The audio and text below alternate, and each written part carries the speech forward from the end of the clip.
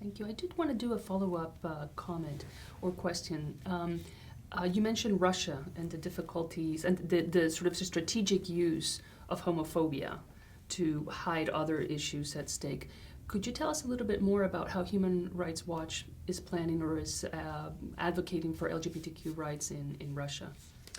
Yes, we've had two strategies and two approaches in Russia. The one was, of course, the propaganda laws took place at a time of the Sochi Olympics. So that was an opportunity in which Russia was presenting itself to the world, and so it gave quite a bit of leverage for coalition work with other LGBT groups, both within Russia and internationally, to really bring pressure on the International Olympics Committee to explicitly include sexual orientation as part of the ambit of discriminations that are included within the Olympic Charter and that will be criteria in the future when cities are considered for Olympic Games.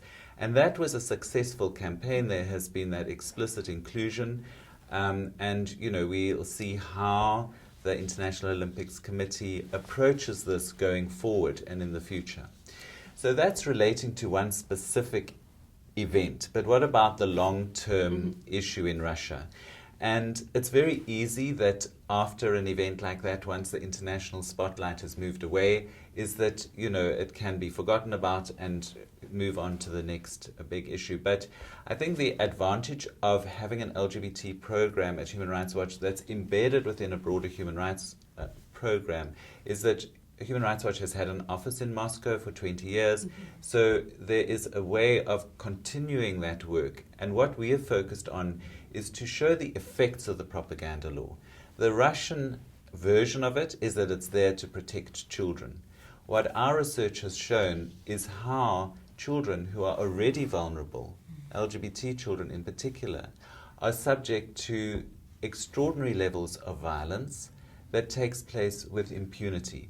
So what we've documented is the homophobic gangs that lure youngsters, some of them children under 18 years old, and then subject them to various forms of abuse, film that, and then upload it onto YouTube. So it has the effect both of outing people, which has terrible social consequences in Russia, but also humiliating them in a public way.